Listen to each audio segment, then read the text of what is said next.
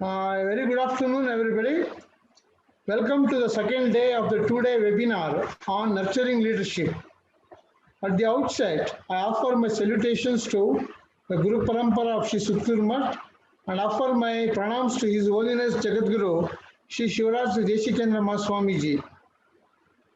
Now, I welcome Sri Abhijit Singh, HOD Biotechnology, to take charge of the technical session. Welcome you. Good afternoon, everyone.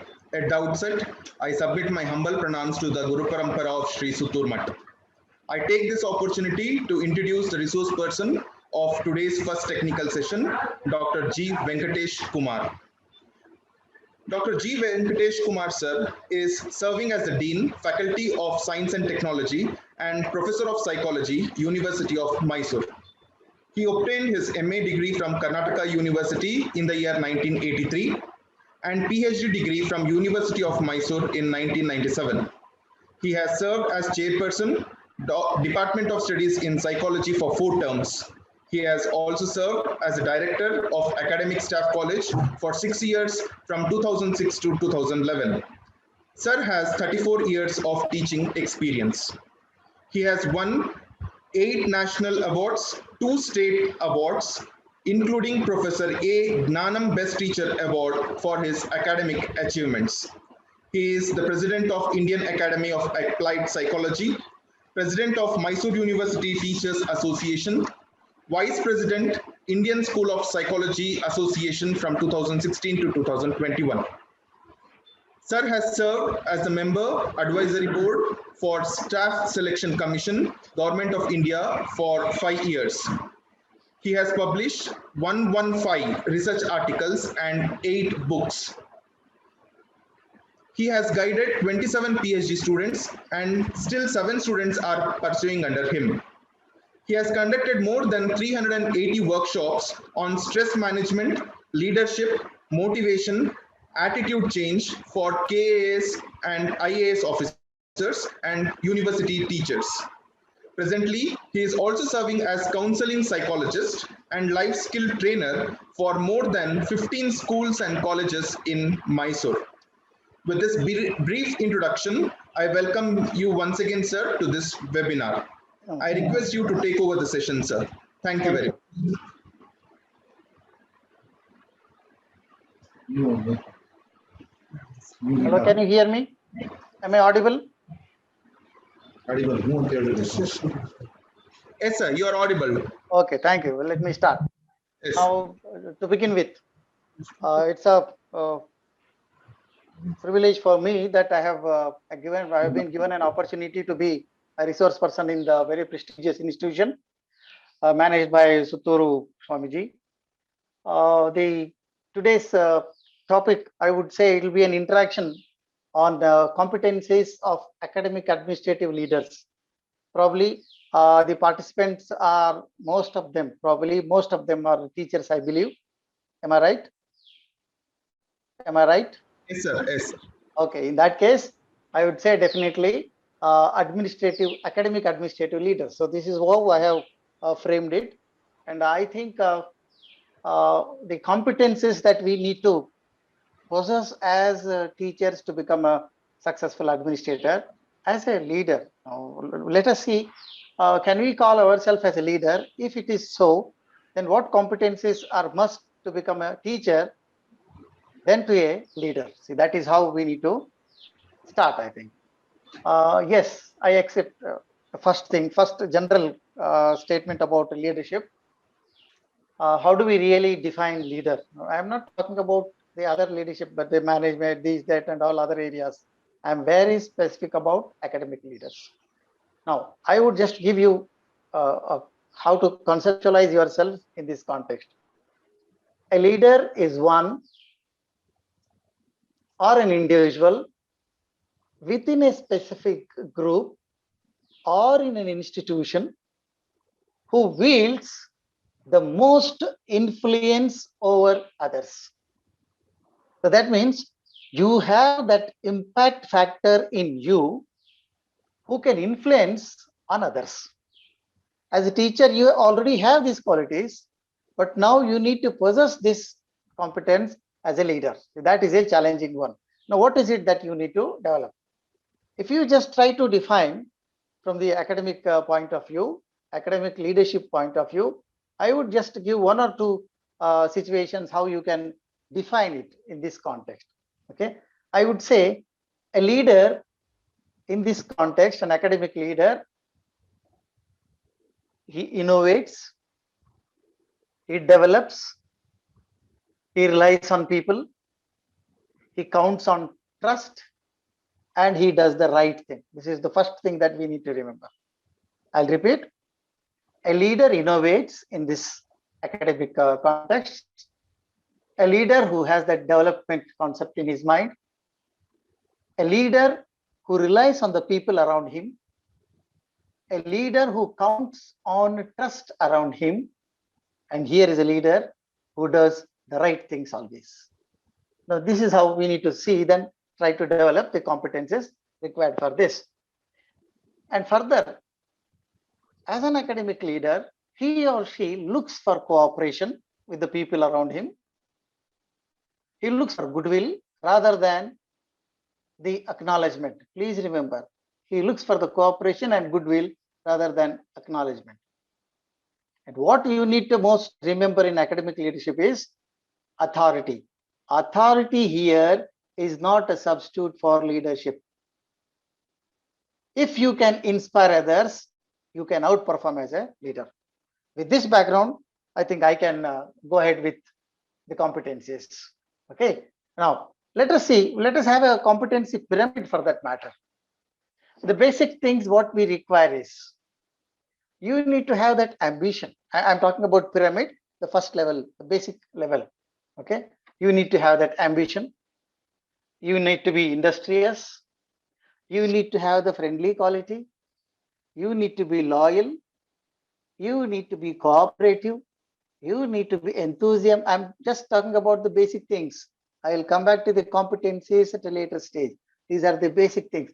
And I end up with another word, which we call it as sincerity. So from ambition, industriousness, friendship, loyalty, cooperation, enthusiasm, you go to sincerity.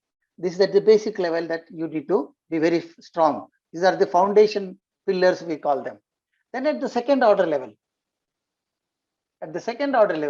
you need to have the quality of adaptability, have self-control, keep alert, take initiative. You need to have that intentness that I should do and want to do. You need to have that intenseness. Then honesty is at the second level. And at the third level, we call it as, you need to be conditioned yourself. You need to possess all the skills that are required for this job allotted to you. You need to have the team spirit along with integrity. Then the second final stage is, you need to have that gut to face the challenges. At the same time, you need to be poised and confident. Further, you need to be having a little bit of reliability to say that the dependents that you can be consistent. Like. Then the last one is faith, your competitive greatness, patience. If you have these basic pyramid qualities, then the ultimate is the success. So to define as a successful leader, an academic administrative successful leader, this is the pyramid that you start.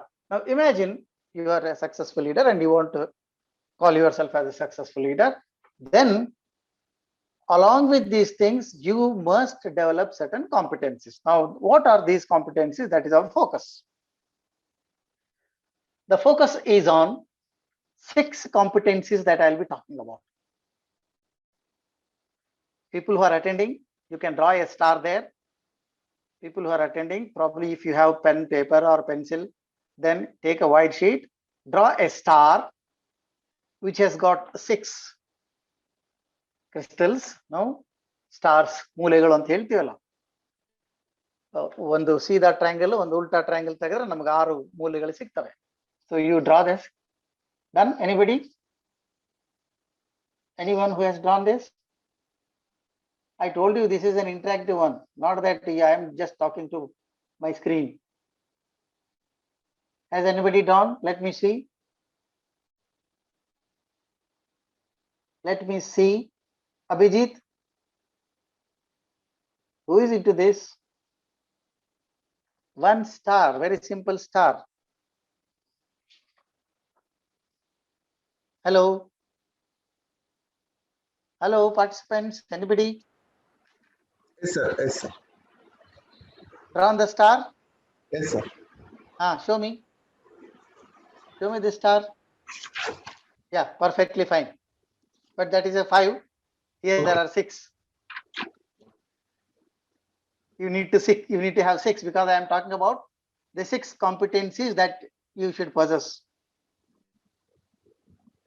Yes, sir. Okay, 6 competencies. Then I'll tell you what is that first one. Okay. The first one is, in terms of competence, you need to have the concept of development of core set of values and vision.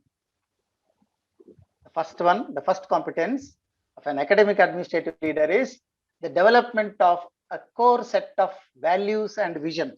Without this, you can't be called as an academic leader. So this is the first one. I'll come to detail about these things, but first let me give you the star explanation, the 6 competencies, then I'll explain you one by one. This is the first one. The second one is, as a academic administrator, leader, you need to have an effective communication, not just communication. An effective, when you talk about competency, you talk about the effectiveness. Okay, effective communication is the second competence that you need. The third one is reflection and analysis and perseverance. Reflection, analysis, and perseverance. Fourth, creating a positive climate wherever you are. Create an environment, positive environment. Then fifth competence I'll be talking is facilitation and collaboration. Then the last competence I'm talking about will be problem solving and risk taking. Now, these are the 6 personal competencies of an academic administrative leader. I call them as personal competencies of academic administrative leaders. 1, development of core set of values and vision. 2, effective communication. 3, reflection, analysis, and perseverance. 4, creating positive climate. 5, facilitation and collaboration. The last one, 6th, problem solving and risk taking. Now we'll go one by one. You can stop me anytime for asking, seeking clarification and all. It's not necessary that you need to talk to me only at the end. No, wherever you need, you feel that yes, here is a interruption that you want to talk, you can stop me. Okay. Now go to the first one. Development of core set of value and vision. Now, vision, a lot of people talk about, and when the question of leadership comes. But when I talk about academic leadership, then there is something added to this. We call it as value added here. Now, value and vision, they should go together with the academic administrative leaders. What does it mean? What are the components of this values and vision? If you look at this point of view, then let us see, what does it mean? It means the ability to clearly identify the values and beliefs upon which one's actions are based. As an academic leader, you should have the ability to clarify, identify the values and the beliefs on which your actions are based. An academic administrator's leaders, values are based on these things. Then with this, it will also means the ability and willingness to act on one's beliefs. A leader acts upon his belief system, and his belief system depends on his values and the ability to willingness to act on his beliefs. Further, here it means the ability to develop a clear direction for the future and the strategies for bringing about necessary changes wherever it is required. Whenever it is required, if necessary, he should be having that ability to bring necessary changes about. Here we call this as you need to have this competence of values and vision. It's a very simple thing. Okay. On the basis of this, you can function effectively, we say. Then we have the second, we call it as effective communication. Communication in this context, yes, I would say not the otherwise, but from the receiving end. You need to be a very good listener. As an academic leader, please don't talk yourself first. First, listen to people. Because you already have a lot of information with you. And if you keep talking, you will be giving information, your information to others. Instead, if you become a leader, if you become a listener, then you can be more effective while giving the information that you have. How is it done? What is this listening quality you talk about? The listening quality, what we talk about is, I talk in terms of ability. Since it is a competence, we are referring with competence. So let me say, instead of quality, I call it as an ability. Listening is an ability. How do we see listening as an ability? It is the ability to identify the unspoken problem. Please listen to this. The unspoken problem that lies beneath the surface of the verbal communication. ಅವನು ಮಾತನಾಡದೆ ಆ ಮೌನದಲ್ಲಿರ್ತಕ್ಕಂತಹ ಅರ್ಥಗರ್ಭಿತ ಸಂದೇಶವನ್ನು ಗ್ರಹಿಸುವಂತಹ ಶಕ್ತಿ, we call it. Ability to identify the unspoken problem that lies beneath the surface of the verbal communication. ಈ quality, ಈ ಸಾಮರ್ಥ್ಯವನಲ್ಲಿ ಇರಬೇಕು ಅಂತ ಹೇಳ್ತೀವಿ. Ability. Further, listening, good listening means ability to utilize appropriate metaphors and analogies. And most of the times only language teachers do all these kind of things. They play with these things, metaphors and analogies. But as a leader, you need to have this competence, the ability to utilize, to see around. This comes by experience to you, and you need to utilize whenever the situation demands in an appropriate context. Make use of them. Okay? Then further, when it comes to effective listening, the ability to consider multiple perspectives of one issue. Don't see an issue with a focused magnified glass as it is once. Consider it, see from different perspective, because you are a leader. We don't know among the leader in your team, in your group, how many people, they would have their own vision for the things. They would have seen things in a different way. They would have seen things in a different perspective. So first listen to them so that you will come to know what is their point of view, what is their perspective. Then along with yours, you can present and listen to them. This is how we need to use it in a multiple perspective, I said. So this is how communication we talk about. But this is only listening I'm talking about. If you make a part, then the second part we call it as a part B. Part A, if it is a listening, then what B in the part comes? Part B comes, okay, for effective communication. Now in part B, like in part A, we have seen it is only listening. We have seen part A, and when it comes to part B, there are two things. You speak and you write. As a leader, what you speak matters. As a leader, what you write also is very important. I'm telling you, writing is a skill.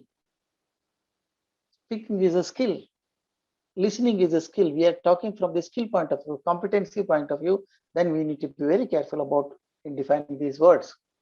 Okay, because most of them are abstracts. It's very difficult to digest them. So let us see what do you mean by speaking and writing. Here, when we talk about speaking and writing, the ability to use language which is very clear to the people whom around you with you are interacting, which is clear, direct, honest, and respectful. So many things are included here. When you are talking to others, then these things have to be exhibited. One, you are very clear about what you are saying. You have the clear information about what you are saying. You have the clear knowledge about what you are saying. This is important. At the same time, it's a goal directed. There is some direction on which you are going. Okay. Then you need to be very honest when you speak. Otherwise, people can identify. People very easily identify a dishonest person through their communication. Communication expresses your personality, your internal personality. It's not just what you speak outside. No. People are not that fools. People very easily can make out through your speech. Okay. The honesty can be very easily identified when you talk to people. Okay. Then while talking to them also, be respectful. A leader investment is only this. If he invests one wish in the morning, you know this one single investment, how many returns it costs you? It gives you a lot of returns. So think in terms of this. This is what I'm saying, respectfulness. You can imagine if people are around you, if you just say one good morning, people around you say one investment of good morning, you'll receive too many there. So first you need to be willing to invest respect. Invest respect, you'll see the returns. And I'm sure you can't go without getting a single returns. Definitely you will get more returns than what you have invested. So this investment must be very, very essential. Yes, you need to be very clear when you talk about, be direct when you what you talk, be honest in your communication, be respectful. This is how it talks about. Further in this communication, it also talks about the ability to depersonalize. Many times leaders do this. ನಾ ಹಾಗೆ ಮಾಡಿದ್ದೆ leader ಇದ್ದಾಗ, ನಾ ಹೀಗೆ ಮಾಡಿದ್ದೆ ಹೆಚ್ಚು ಹೊಡೆದಾಗ, ನಾ ಪ್ರಿನ್ಸಿಪಲ್ ಆದಾಗ ಹಾಗೆ ಮಾಡಿದ್ದೆ, ನಾನು ಹೀಗೆ ಮಾಡಿದ್ದೆ. The ability to depersonalize the problems or the situations, to state it in objective terms. Very simple. ಅದನ್ನು ಬೇರೆ ಯಾವುದೇ ದೃಷ್ಟಿಕೋನದಲ್ಲಿ ನೋಡದೆ ಸಮಸ್ಯೆಯನ್ನು ಸಮಸ್ಯೆಯಾಗಿ ಸನ್ನಿವೇಶಕ್ಕೆ ತಕ್ಕ ಹಾಗೆ ನೋಡುವಂತ the objective terms while you are seeing the problem. This is another one we talk about. Further in this writing and communication, speaking, the ability and willingness to provide an explanation for decisions made. ಭಾಳ ಸಲ ಕೇಳ್ತಿರ್ತಾರೆ principal, ಯಾರನ್ನ ಕೇಳಿ ಮಾಡಿದ್ರಿ ಆ principal decision, ಯಾರನ್ನ ಕೇಳಿ ತಗೊಂಡ್ರಿ?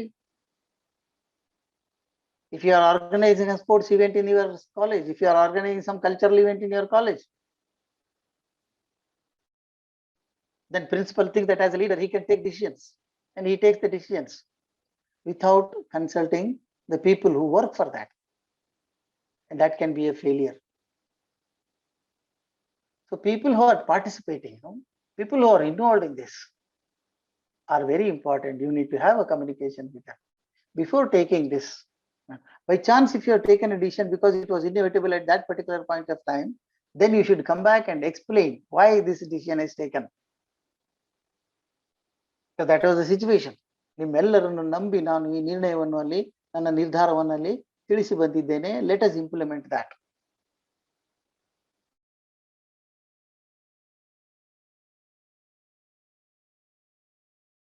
What we talk about is ability to communicate in multiple forms. This is where writing comes.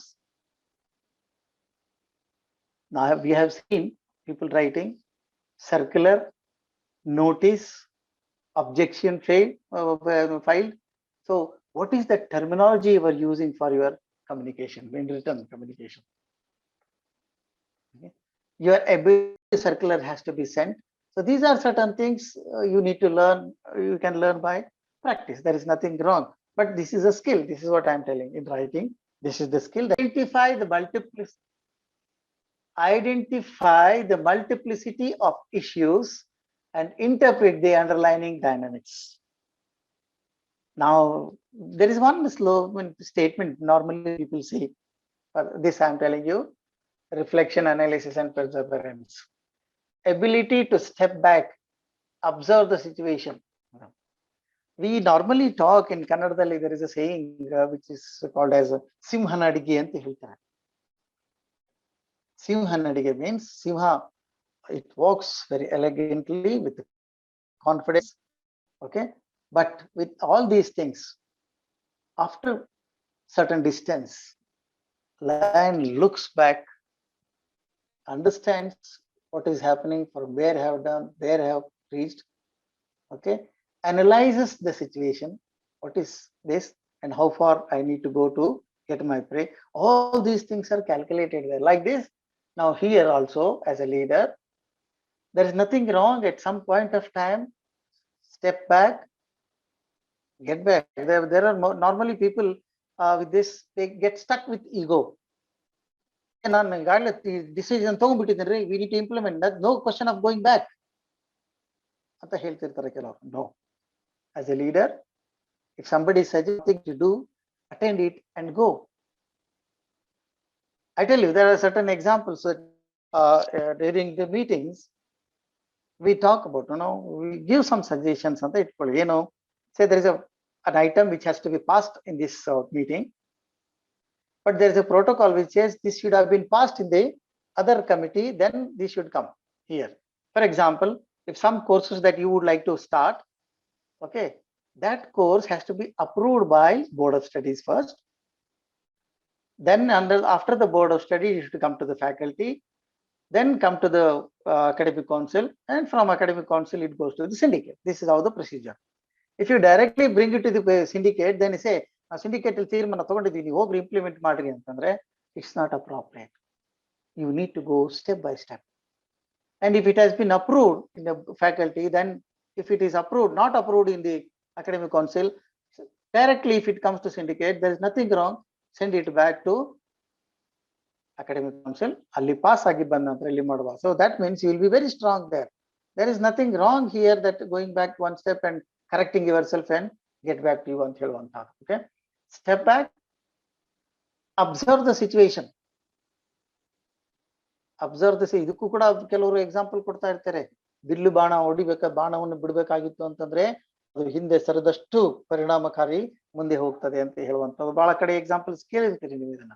So observe the situation, it gives you the strength, it puts you a lot of energy, it gives you a lot of strategies how to understand situations. Okay, so observe the situation, identify the multiplicity of the issues. ಒಂದೇ ದೃಷ್ಟಿಕೋನದಲ್ಲಿ ನಾನಾ ದೃಷ್ಟಿಕೋನಗಳ ಅಥವಾ ವಿಭಿನ್ನ ದೃಷ್ಟಿಕೋನಗಳಲ್ಲಿ ಸಮಸ್ಯೆಗಳನ್ನು ನೋಡುವಂತದ್ದು ಬೇಕು. ಯಾಕಂದ್ರೆ there are some situations, some problems, if you look from one perspective or one dimension, it always looks as a problem. But if you see from the other perspective, other dimension, this is not at all a problem, that you can directly clear of this situation, clear of the problem. So see it with multiplicity. ಹೇಗೆ ಬರ್ತದೆ, ವಿಭಿನ್ನ ದೃಷ್ಟಿಕೋನದಲ್ಲಿ ನೋಡಿದಾಗ ನಿಮಗೆ ಸುಲಭ ಆಗ್ತದೆ ಅಂತ ಹೇಳುವಂತದ್ದು. Then you need to interpret the underlying dynamics. ಯಾಕೆ ಇದು ಫಸ್ಟ್ ಇಲ್ಲಿಗೆ ಬಂತು, ಯಾಕೆ ಅದು ಅಲ್ಲಿಗೆ ಹೋಯಿತು, what could be the reason for this. ಬಹಳಷ್ಟು ಸಲ in academic leadership, I am telling you, the underlying dynamics will be very much. Underlying dynamic ವಿಚಾರ ಬಂದಾಗ most of the times things go like this. But you should be having that ability to identify these things. Okay. Then next one is the ability to assimilate and accommodate new information. Keep open yourself. Ability to assimilate and accommodate. Accept ಮಾಡೋ ಹೋಗು ಇರಬೇಕು, ಹೊಸದೇನಾದ್ರೂ ಬಂದಾಗ ಹೊಂದಾಣಿಕೆ ಮಾಡಿಕೊಂಡು ಇದರಲ್ಲಿ ಹೌದು ಇದು ನನಗೆ ತಿಳಿಯದ ವಿಷಯ, I can definitely incorporate these things ಅನ್ನುವಂಥದ್ದು. Any new information, it is not necessary that as a leader I know everything, all the information I have ಅನ್ನುವಂಥದ್ದಲ್ಲ. Many times it's your leader, your team will give you a lot of information. So that is the first source of information for you. Please listen to them, and if there is something new information, accommodate that information in your process. Okay. Then in the perseverance and analysis, the last point is the ability to carry on despite ambiguity. Ability to carry on despite frustration. Ability to carry on despite chaos. These are quite natural things in our as a academic leadership. ಸಾಕಷ್ಟು ambiguity ಇರ್ತದೆ. A lot of ambiguity we'll face in these situations. Leaders, I tell you, ಹೀಗೆ ಹೋಗ್ತಿರ್ತಾರೆ, go like this. So there can be a lot of things. At a particular point of time, you need to take a decision to which route we should go ಅಂತ. ಅವ್ರು ಹೀಗೆ ಹೇಳ್ತಾರೆ, ಇವ್ರು ಹಾಗೆ ಹೇಳ್ತಾರೆ, ಇವ್ರು ಹೀಗೆ ಹೇಳ್ತಾರೆ, ಎಲ್ಲೂ ಬೇಡ. And I'm telling you, decision making is a very, very important quality here. And we'll talk about this in the later when it comes to the competence. Here I'm referring only to the perseverance. You need to have that.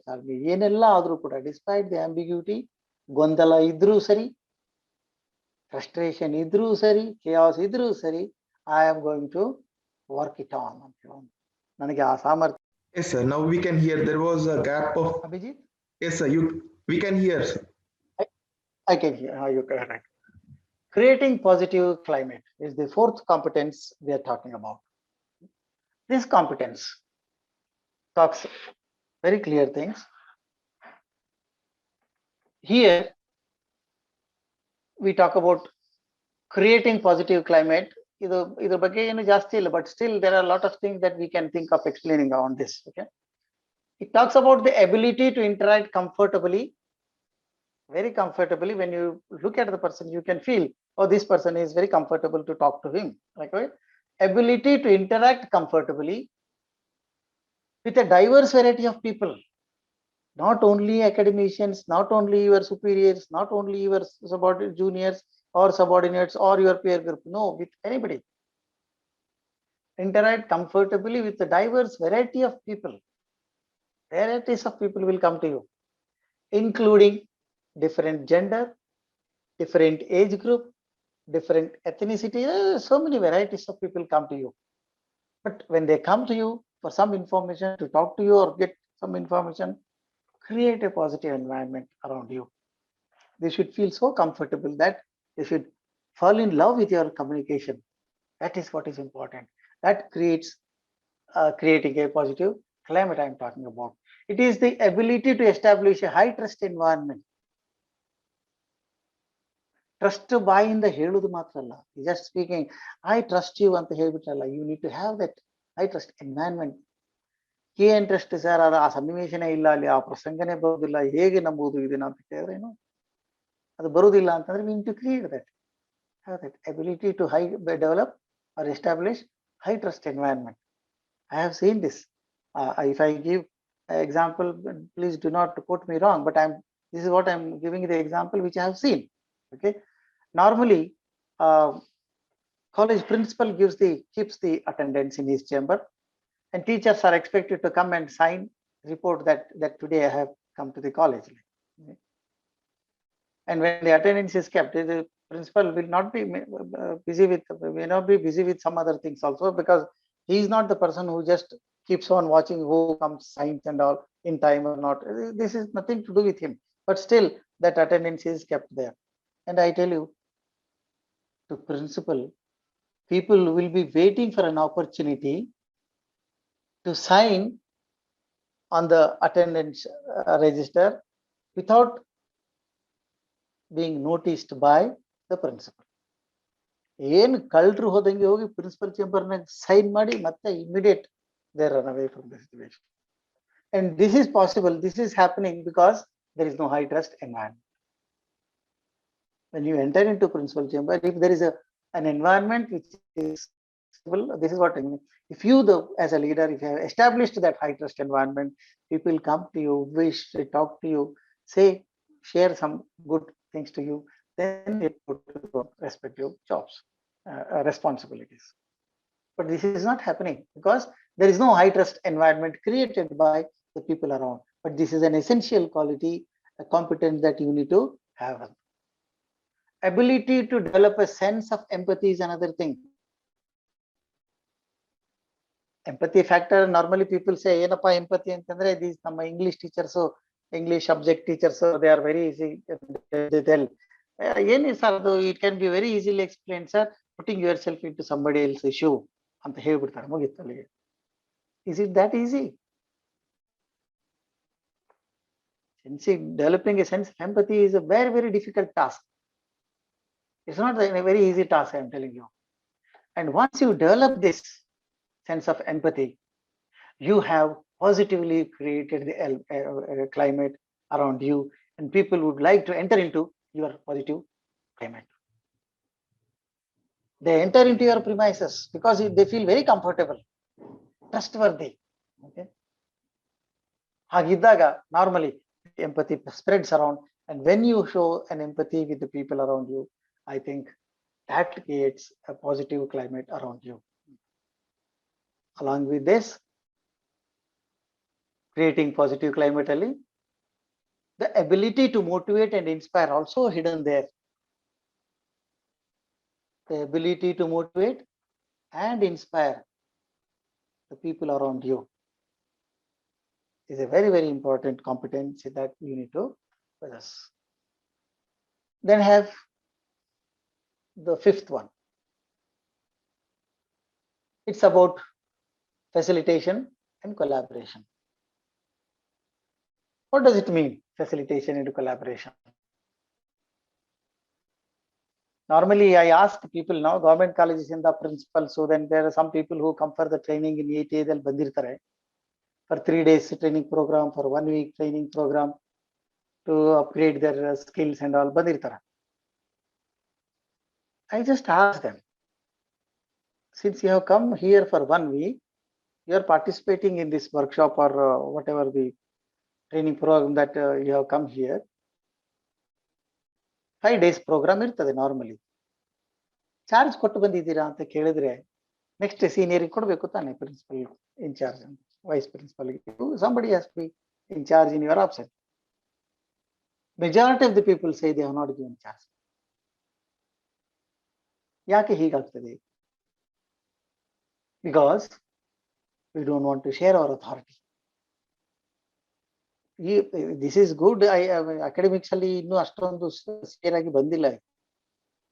In many other departments, I am telling you, revenue department ಅಲ್ಲಿ, ಈ other departments ಅಲ್ಲಿ ನೀವು ನೋಡ್ಬಿಟ್ರಿ ಅಂತಂದ್ರೆ ಒಂದು ದಿವಸ ಹೋದ್ರು ಕೂಡ ಅವ್ರು ಚಾರ್ಜ್ ಕೊಡ್ಲಿಕ್ಕೆ ಕೊಡೋದಿಲ್ಲ. ಬಿಕಾಸ್ ವಿ ಡೋಂಟ್ ನೋ, ಒಂದು ವಾಪಸ್ ಬರೋಷ್ಟರಲ್ಲಿ ಏನ್ ಮಾಡ್ತಾನೆ ಏನಿಲ್ಲ ಅಂತ ಗೊತ್ತಿಲ್ಲ ಅಂತ ಹೇಳುವಂತ ಅಷ್ಟು ಹೈ ನಾನ್ ಟ್ರಸ್ಟ್ ಇದು ಸರೌಂಡಿಂಗ್ ಅಲ್ಲಿ ಬೆಳೆದು ಬಿಟ್ಟಿರ್ತದೆ, ನೆಗೆಟಿವ್ ಎನ್ವೈರನ್ಮೆಂಟ್ ಇರ್ತದೆ.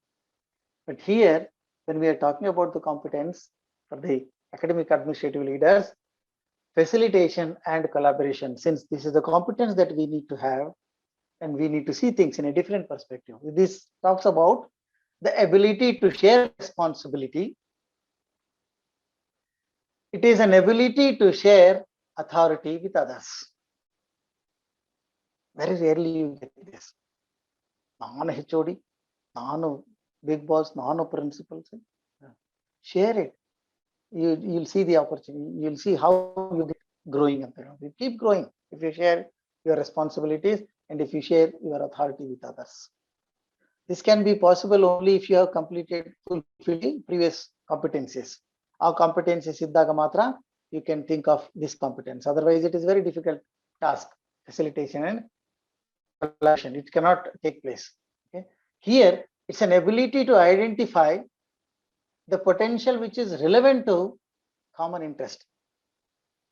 ನನ್ನ ಆಸೆ ಆಕಾಂಕ್ಷೆಗಳು, ಅಭಿಲಾಷೆಗಳು, ಆಸಕ್ತಿಗಳು ಒಂದೇ ಆದಾಗ ಮಾತ್ರ ಈ ತರದೊಂದಿಗೆ ಅದಾಗಲಿಕ್ಕೆ ಸಾಧ್ಯತೆ ಇದೆ. Otherwise, no.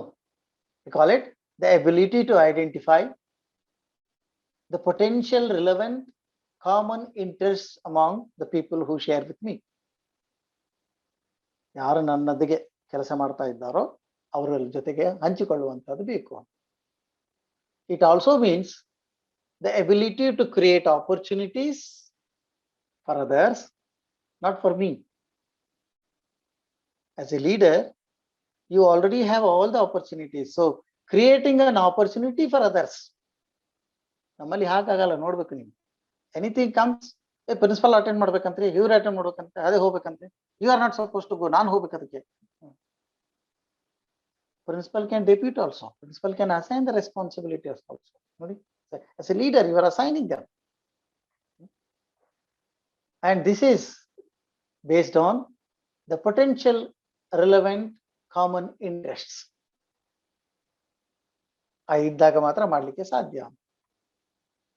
It also further talks about the ability to create opportunities for others to work through shared knowledge. ನಿನ್ನಲ್ಲಿರ್ತಕ್ಕಂಥ ಮಾಹಿತಿ ಜ್ಞಾನವನ್ನು ಅವರೊಂದಿಗೆ ವಿನಿಮಯ ಮಾಡಿಕೊಳ್ಳುವಂಥದ್ದು, ಅವರಲ್ಲಿರ್ತಕ್ಕಂಥದ್ದು ನಿನ್ನಲ್ಲಿ ವಿನಿಮಯ ಮಾಡಿಕೊಳ್ಳುವಂಥದ್ದು. So working through shared knowledge is the competence skill required by academic administrative leaders.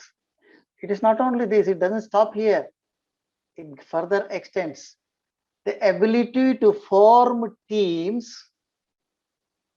that understand the vision and strategies of your institution. Ability to form teams that understand the vision and strategies of your institution or strategy of the problem which has to be solved. And that will give you facilitation and collaboration in developing the institution. Coming to the last one, problem solving and risk taking. This is a very difficult task. Problem solving and risk taking. Here its question is the ability to examine the situations from variety of perspectives. ಒಂದು ಸಮಸ್ಯೆ ಇದೆ ಅಂತಂದ್ರೆ ಅದು ವಿಭಿನ್ನ ದೃಷ್ಟಿಕೋನಗಳಲ್ಲಿ ನೋಡಿ ಆ ಸಮಸ್ಯೆಗಳನ್ನು ಬಗೆಹರಿಸುವಂಥದ್ದು. You need to examine the situation from variety, different perspectives. ಒಬ್ಬೊಬ್ಬರ ದೃಷ್ಟಿಕೋನದಲ್ಲಿ ಒಂದೊಂದು ತರ ಇರ್ತದೆ ಸಮಸ್ಯೆ. There are some people, a problem for me, it is not necessarily a problem for others. A problem for him, not necessarily for a problem for me. But a problem for you, how best it can be solved by others. A problem for others, how best you can think of solving the problem of the people around you. So this is what it talks about, the ability to examine the situations from variety of perspectives. Invite people, how best, what suggestions they can give, how best the problems can be solved. Invite the suggestions. There is nothing wrong in seeking suggestions from people around you, because it's not your problem, it's the problem of your institution. It's the problem that we have with this situation. It's the crisis that we have this. And it's, don't think that it is only for me, it is for the institution. So I may not have the solution for this, but here is a person who can give me some suggestions. I can work out on this, and the team can work out on this, and we come to the solutions. So if you have a good number of people who are working with you, seek the suggestion, seek clarification, how best you can think of solving this problem. And this is how it means that seeing from varieties of perspective, and it solves the problem from different perspective. When you start looking for the different perspective, there itself 50% of the problems are solved. But we don't want to see. You call it as adu our problem. The moment you have that means there is no positive climate created by you. Okay. Further, the ability to ensure people to both generate and share new ideas. To generate and share new ideas. Give them an opportunity. Give opportunity to people to come out with new ideas. To come out to generate new ideas. How best to be creative, Okay, there are people very creatively, they do the same thing in a creative way. So invite people, encourage people around you to share new ideas and to explore the potential solutions and their consequences. Very problem solve ಆಯ್ತು ಅನ್ನೋದಲ್ಲ ನಮಗೆ. Even after solving the problem, what are the consequences that we are likely to face? You need to have that vision also. That is where I am talking about this. Explore the potential solutions and their consequences also, which is very important. ಸುಮ್ಮನೆ ಒಂದು solution ಕಂಡುಹಿಡಿದ್ಬಿಟ್ರೆ ಅಷ್ಟೇ ಅಲ್ಲ, solution ಆದ್ಮೇಲೆ ಕೂಡ what are the consequences of that if you take action on that. ಇದು ಅನಿವಾರ್ಯ. ನನಗೆ ಈ ಸಮಸ್ಯೆಯನ್ನು ಹೀಗೆ ಬಗೆಹರಿಸಬೇಕು ಅನ್ನೋಂಗಿತ್ತು ಅಂತಂದ್ರೆ ಹೀಗೆ ಬಗೆಹರಿಸಿದ್ರೆ what are the consequences that we are likely to face. See from this point of view. Problem solving and risk taking also means the ability to invite people in making critical decisions,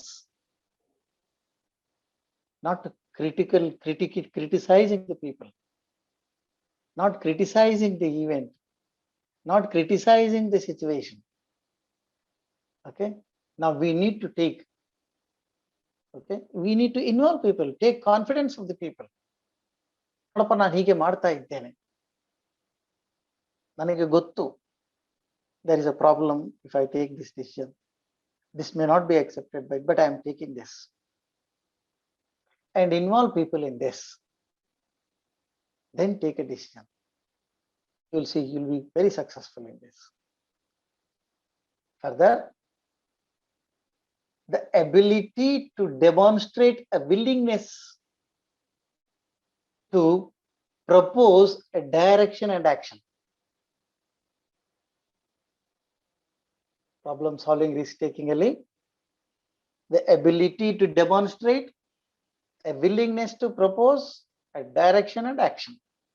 ಇಷ್ಟು ಮಾಡಿದ್ರೆ ಅಂತಂದ್ರೆ these are the 6 competencies I'm talking about. But further, it doesn't stop here. Once you have these competencies, these competencies has to be shared with the people who are working with you. How do we share? 6 competencies, yes, now you have the knowledge of these 6 competencies. We have also seen them, how it can be converted, these competencies can be converted into skill, how these competencies can be called as abilities also. With all this, now, how do we really implement these competencies? How can we put them into action? Okay, in simple way, becoming an effective administrative leader, academic administrative leader, we need to have certain interpersonal relations. We call them as 4 interpersonal behaviors are very essential. I'm talking now about the leader's behavior. Normally people say qualities of a leader. I'm not talking about qualities of a leader. I'm talking about the behavior patterns, the essential behavior patterns about the leader. Who do we accept as a leader? We call him or her as an effective leader. 1, we have already discussed about this in context, that respect. We call this not only respect, we call it R&R rule. I don't know whether this private organizations have this R&R rule or not, but normally government offices, they say R&R rule. C&R rule are there. C&R. Okay, but here I am talking about is R&R rule. Private institutions must practice this R&R. Okay, respect and responsibility are very essential qualities. Okay, respect gives again a behavior pattern. A respectful person behavior you must have seen. Okay, further, respect and responsibility. A person with responsibility, see the behavior pattern. You can understand very easily the quality of a person. The second one is be an understanding person. A behavior which says, here is a person, ನಾನು ಸಮಸ್ಯೆಯನ್ನು ಹೇಳದೇನೆ ನನ್ನ ಸಮಸ್ಯೆ ಏನು ಅಂತ ನನ್ನ ಮೌನದಲ್ಲೇ ಅರ್ಥ ಮಾಡಿಕೊಂಡ್ರು ನಮ್ಮ ಲೀಡರ್. ಎಂತ ಅದ್ಭುತ. You should have that understanding quality. Through behavior itself, your colleague is willing to do or not about this task or taking decision. It can be anything. Observe the behavior, understand the behavior pattern of your colleague, act upon it. And third, again, we go back when it comes to behavior pattern, we talk again, communication is also a behavior pattern. ಸಾಧಾರಣವಾಗಿ in Kannada we say, ನೀನು ಏನನ್ನು ಮಾತನಾಡುತ್ತೀಯೋ ಅದೇ ನೀನು ಅಂತ. Your 50% of the personality is exhibited through your communication. So how is the communication? So that develops your interpersonal behavior. ಒಬ್ಬ ವ್ಯಕ್ತಿಯೊಂದಿಗೆ ನಿನ್ನ ಮತ್ತು ನಿನ್ನ ಸಹೋದ್ಯೋಗಿಗಳೊಂದಿಗೆ ನೀನು ಹೇಗಿದ್ದೀಯ ಅಂತ ತೋರಿಸುವಂಥದ್ದು ಏನು ಅಂತಂದ್ರೆ your communication pattern. ಇದೆಲ್ಲದರ ಜೊತೆಗೆ we need to have a very, very important factor. A pinch of humor is a very, very essential. A pinch of humor ಅಂತ ಹೇಳ್ತಾ ಇದ್ದೀನಿ. ನಿಮ್ಮ ಸಹೋದ್ಯೋಗಿಗಳೊಂದಿಗೆ ವ್ಯವಹರಿಸುವಾಗ a pinch of humor is very, very essential. Okay. Abhijit, Yes, sir. you can remind me the remaining time, and you can stop me with 5 or 10 days before, because we need to have, probably if there are something to clarify and all, we need to have discussions. So we have only 4 minutes left now. Okay. And there are few questions to be asked, sir. Yeah, please. We can go to that. I think the next is all about empathy and other things I'll be talking. But before Okay. that, if there are questions, we can go for it. We can have questions. Okay, sir. I'll take 1 minute to complete this and this slide, and then we'll go back. Okay. Sure, sir. Thank you. Okay. Now, what you need to do in the understanding behavior, I'm talking about 4 interpersonal behavior patterns. Okay. 1, what to do?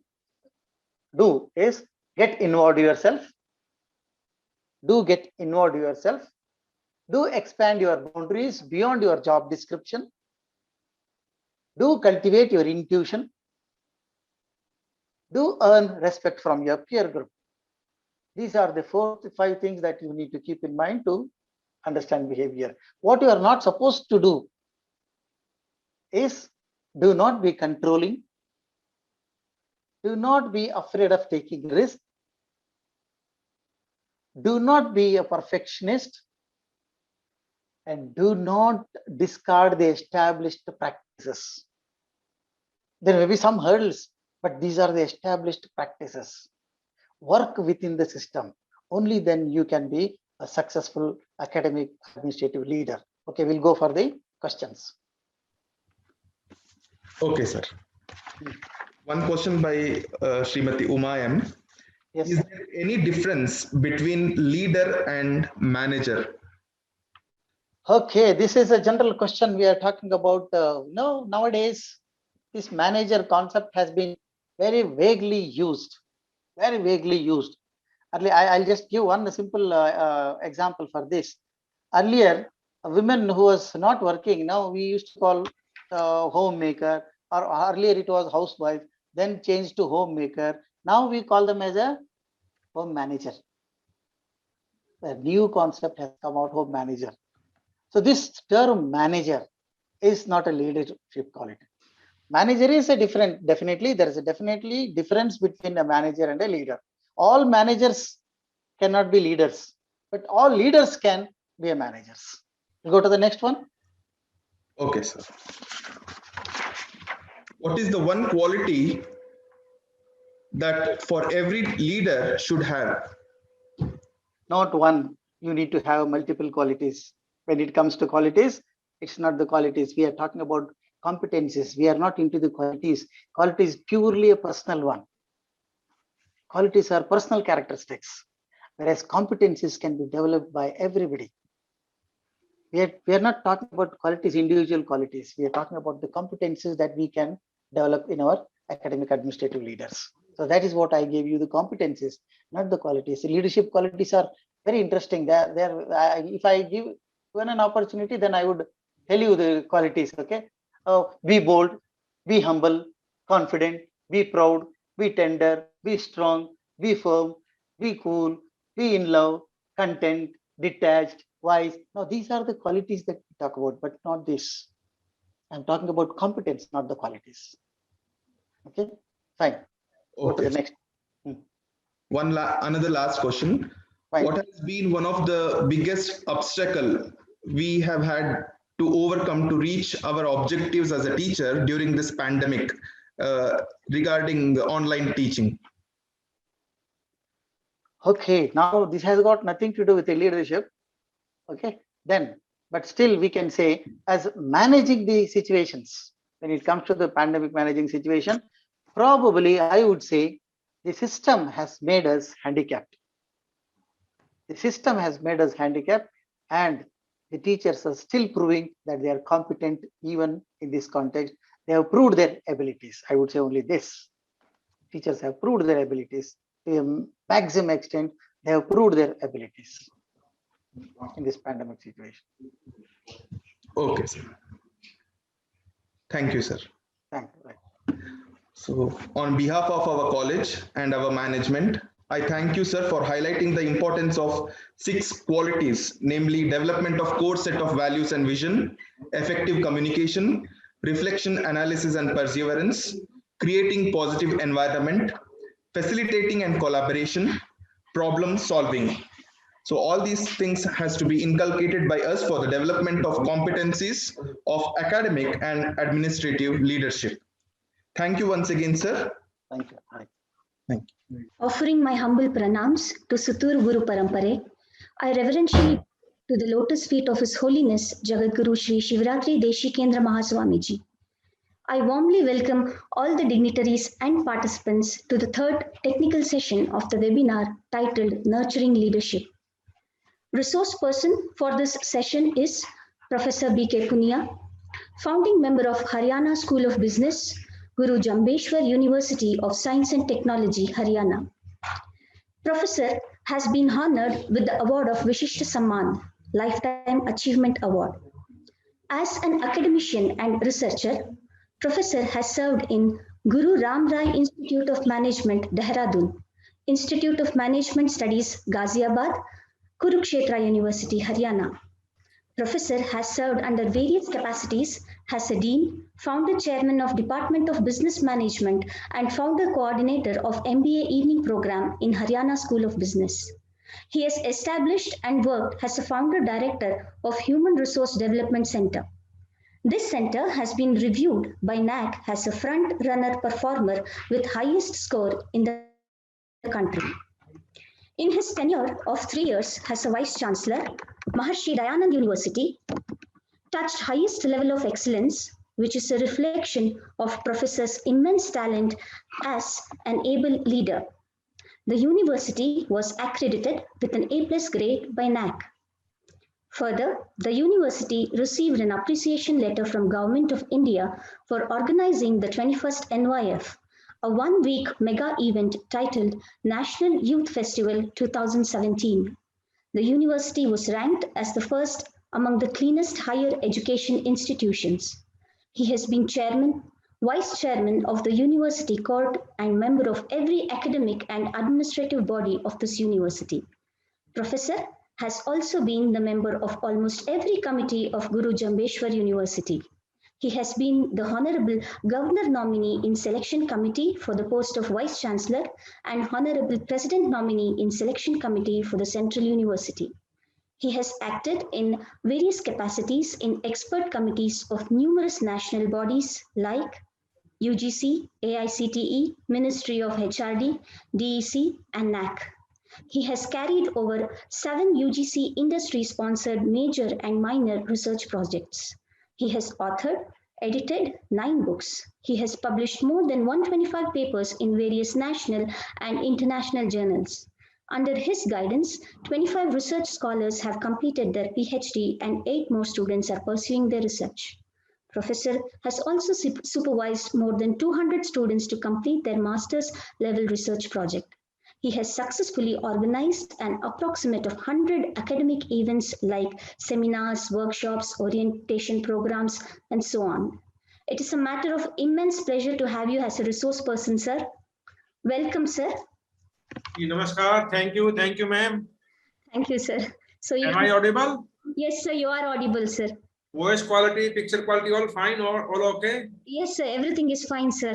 That's great. Yes, sir. Over to you, sir. So in this session, Yes, sir. Now it is visible. dwell upon who is a leader, what is leadership, some myths about leadership, from where a leader gets power, which style of a leader makes a good leader, and what are the essential of good leadership.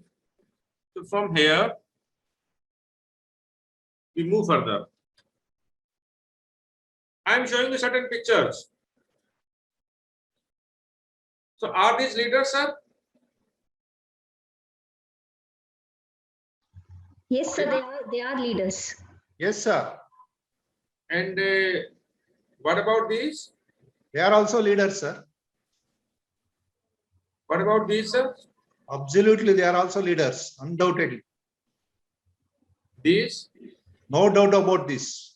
All of them are leaders. It means the leadership is not confined to an individual. It is not confined to an institution. It is all pervasive. Everyone is a leader, and each one of us has some traits of being a leader. The only requirement is that at what point of time we can exhibit our leadership skills. So I don't know what course contents you have covered. Could be just possible there may be certain repetition, or there may be certain, you can say, duplication of the concepts. First we start with who is a leader and what is leadership. I'm sure you must have gone through this. Leader basically is the individual who is able to exert influence over other people to help achieve group of organizational objectives. So this is the very crude and very basic meaning of leader. I'm sure you must have gone through this earlier also. But Sir John Harvey Jones says, getting extraordinary performance out of the ordinary people is real leadership. So this red liner, getting extraordinary performance out of the ordinary people, is the real leader. And leadership basically is the process of influencing others to understand, agree about what needs to be done and how to do it, and the process of facilitating individuals and collective efforts to accomplish shared objectives. So this slide, though, was not required for this session. This slide was not required, but to make a background of the concept, I have taken this slide. So with the presumption that all of you know the meaning, concept of leader and leadership, I should move further. If you have any query, any confusion about this slide, you can raise your hand or you can ask sir and ma'ams. Sir, question and answer session will be at the end, sir. Okay. That is the mechanism that we have evolved here in this particular webinar. Right, sir. Question and answer will be at the end, sir. Right, sir. Right. Okay, they will actually send it through chat box. And then only the moderator will ask the questions and you can actually answer them. Right, that's good. Participants cannot directly ask the questions. Okay, sir. It will be through chat box. Yes, sir. Yes, sir. Fine. So talking it mathematically, leadership is the function of FGWS. Leadership is the function of followers, goal, situation, and most important, the measure of willingness on the part of subordinates. It means in leadership, we have followers, we have a goal, we have a situation, and above all, the subordinates should be willing to exert their influence in the attainment of the objectives. So this is mathematical modeling of the leadership. Leadership is the function of followers, goal, situation, and subordinates. Now, while moving further, a very confusing question. From where a leader gets power? Sir, participants cannot discuss in between? Yes, sir. They can just listen to you, sir. Okay, it is that way. It's one-way communication. No, sir, some selected people are actually, they can ask questions, sir. Okay, fine, fine. Okay. So one of the most important question comes here: from where a leader gets power? When the term power comes in our mind, the question arises: power and authority, are they same or they are different? Actually, power and authority, they are different. They are not same. We as individuals can have 5 types of the power: expert power, reference power, reward power, coercive power, and the legitimate power.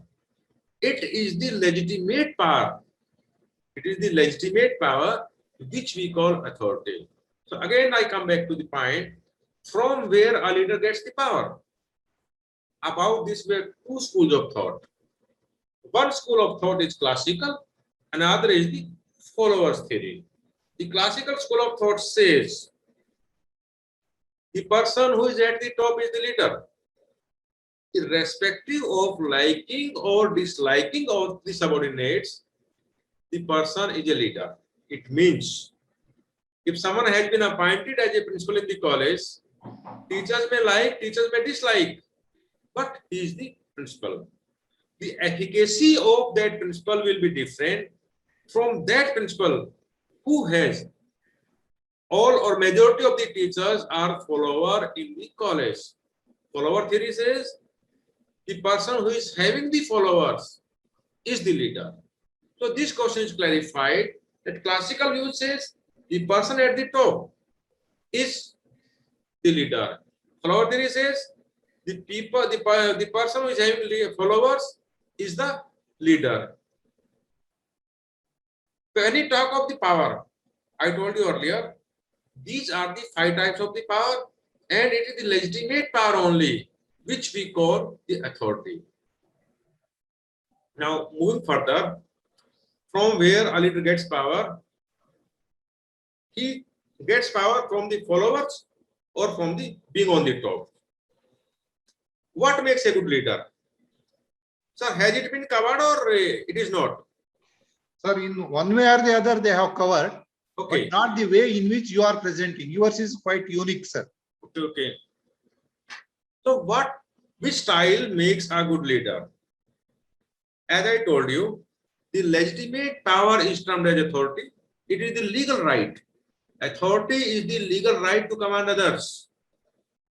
If a person gets retired after serving as a principal for 30 years, the very next day he becomes authorityless. So he is having power, but he is not having authority. He is not having legitimate power. So power is personal and authority is positional.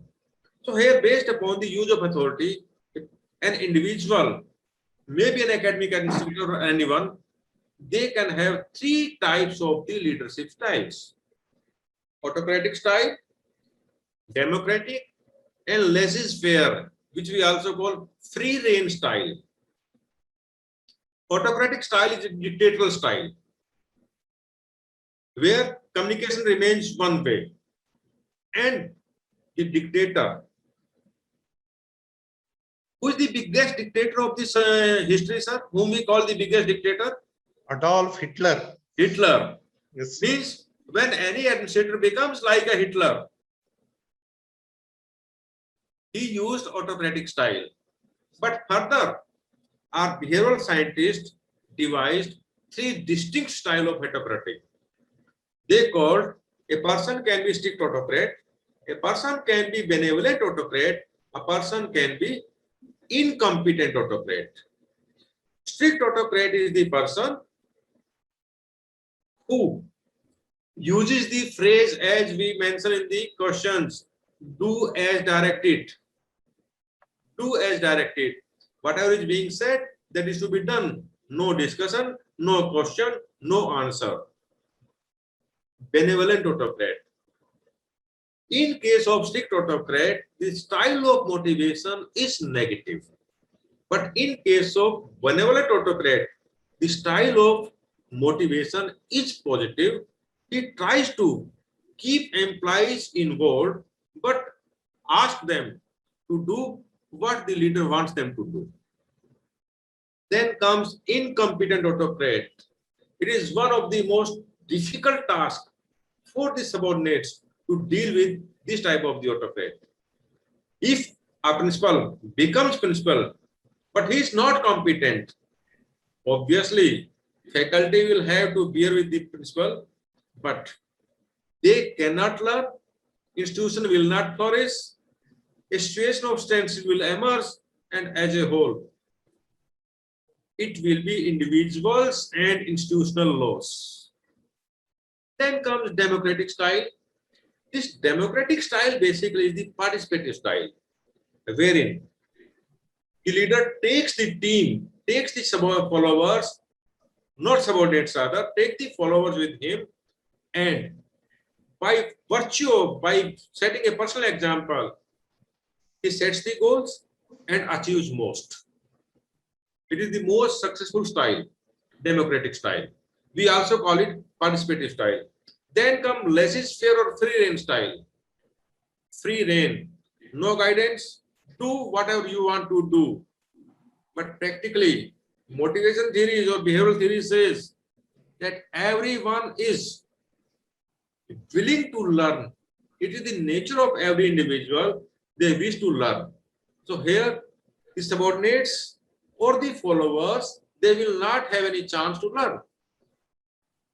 Whatever they will do, they will first think, then they will do. Learning from the senior will be minimum. So this is laissez-faire or free rein. So these are the three styles which can be used by an academic leader, which are based upon use of authority, within authority. Should I move further, sir? Yes, sir.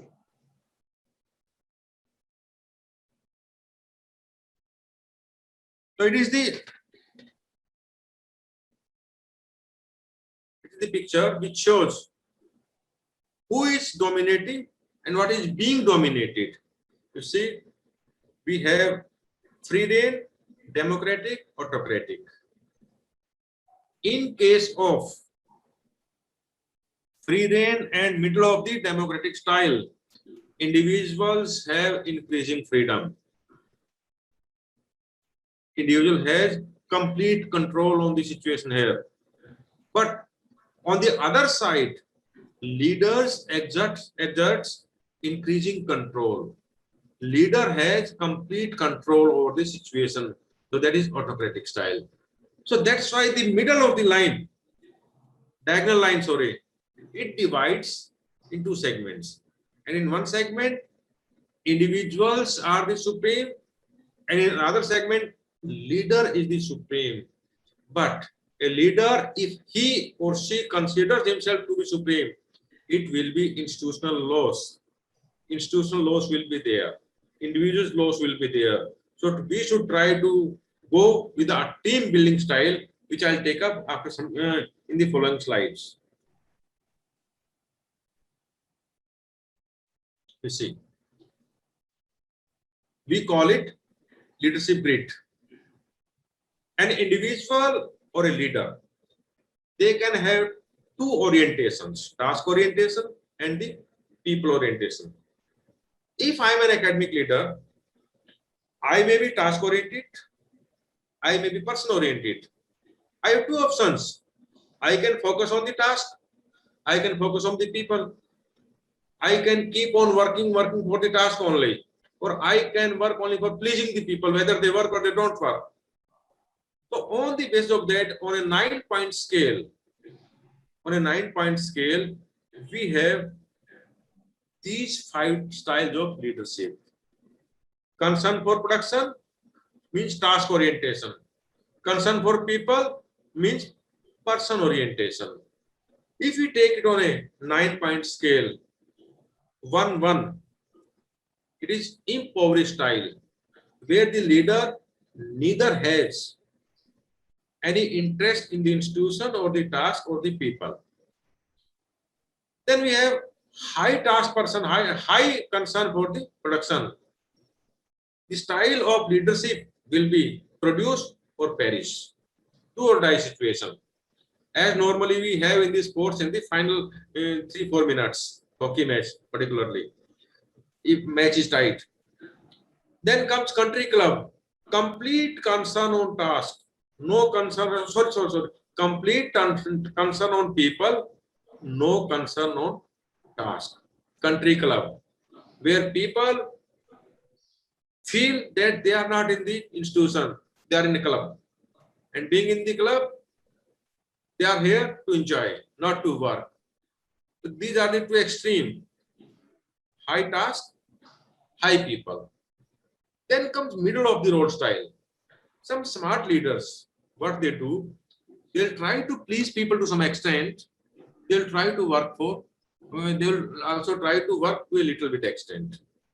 But respected sirs and ma'ams, let me tell you, it is the biggest flaw of an leadership style when you try to please both. Middle of the road is always dangerous. If we drive in the middle of the road, the chances of accidents are most. If we drive in the middle of the road, the chances of accident, they are maximum. Chances of accidents are there when you are on one side. Chances of accident are there when you are on the extremely wrong side. But chances will be most when we drive in the middle of the road. So then what is the best style? Actually, best is team style. Full concern for task, full concern for people.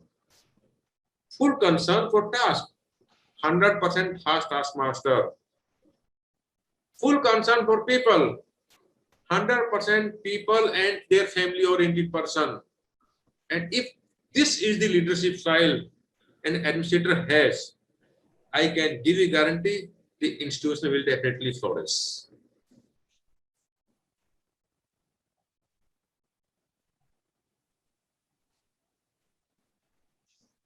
Another style of leadership which we can have, that is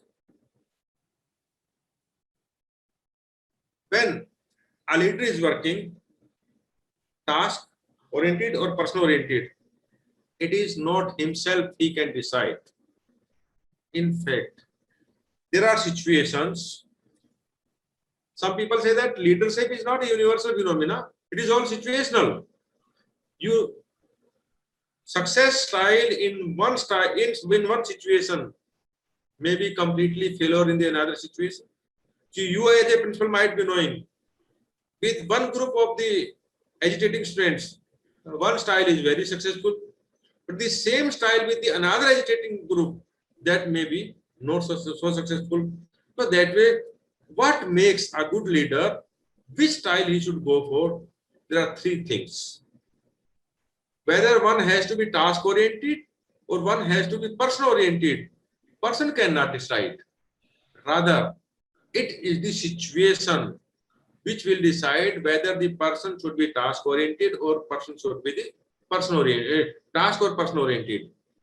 When we talk of the situational favorability, situation will be favorable when we have three situational factors intact. Three factors are leader-member relation, task structure, position power. For example, I take over as the Vice Chancellor of a university. The university where I joined, the people are alien to me. They don't want me to be the Vice Chancellor. Here the leader-member relationship is poor. But the institution is quite old and task structure, availability of rules and regulations, that is very much visible and very much strong. Position power. If I have full support of the government or the management which have appointed me, that's the position power. So these three situational factors, leader-member relations, task structure, and position power, they will guide a person with which style he should go for. And this is the figure which can help us with which style we should work. So please focus on this. leader-member relation, task structure, position power. Leader-member relationship may be good or may be poor. Structure, availability of rules and regulations. Structure may be high or low. Within poor also, it can be high or low. Position power of the leader, strong or weak, strong or weak. So based upon this, we have 8 least preferred co-worker style. So herein, what you should go for as a leader when you are at 1 or 2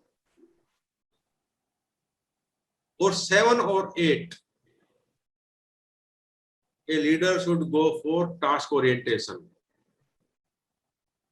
If you understand Hindi, there is a proverb, "Doobte ko tinke ka sahara."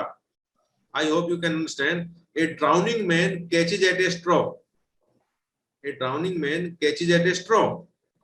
So when everything is against, say for example, leader-member relationship is good, task structure is high, position power does not matter whether weak or strong. Focus on the task.